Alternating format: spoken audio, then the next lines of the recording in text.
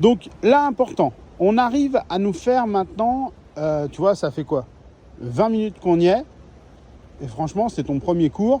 Là, on arrive à passer nos 4 premières portes sans qu'on embête trop les piquets. Donc, c'est pas mal. Comme je te l'ai dit tout à l'heure, là, ça y est. Tu as essayé de placer ton regard, ça vient. 2, tu as commencé à avoir du coup une belle trajectoire qui va s'affiner, mais c'est normal. Et 3, maintenant, on va être obligé de s'attaquer à l'allure. Donc, pour ce faire, je vais travailler l'embrayage. C'est-à-dire que premier temps, premier step, tu te rappelles, j'essaie de démarrer, ça c'est le préquel. On essaye de démarrer bien aligné le long de la ligne blanche. Roue arrière en aplomb, ça c'est parfait. Pied droit au sol en dernier, de manière à ce que ta moto soit déjà penchée pour tourner à droite. Ça, on est d'accord ensemble. Maintenant, au niveau, si on va un tout petit peu plus loin dans l'analyse de notre main gauche qui va gérer l'embrayage. Première partie, tu vois par exemple, sur le premier mètre 50, 2 mètres devant nous, tu relâches un peu pour avoir de la motricité et avoir un peu d'équilibre. Tu places ton regard, ça tu sais faire. Et ensuite, tu vois, dès que tu as lâché un peu l'embrayage, là par là, hop, tu le retiens. Donc ça va diminuer ta vitesse, tu vas commencer à osciller un peu.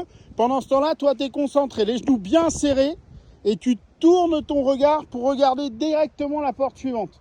Et ta moto, elle va passer puisqu'elle est montée assez haut. Tu vois ce que je veux dire? Ça, tu l'as la trajectoire. Et maintenant, pareil, entre les deux, là, comme c'est tout droit et que tu as redressé ta moto, tu retiens.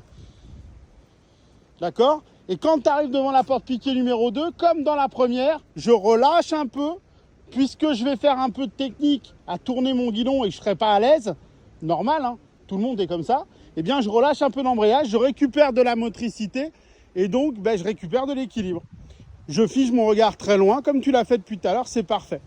Donc on est au 3e point, on va essayer de diminuer l'allure et puis on prendra le chrono avant.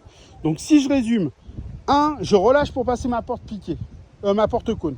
Ensuite, je retiens avant la porte piquée. Quand j'arrive ma roue avant sur le cône, je relâche un peu d'embrayage pour passer ma porte piquée numéro 1.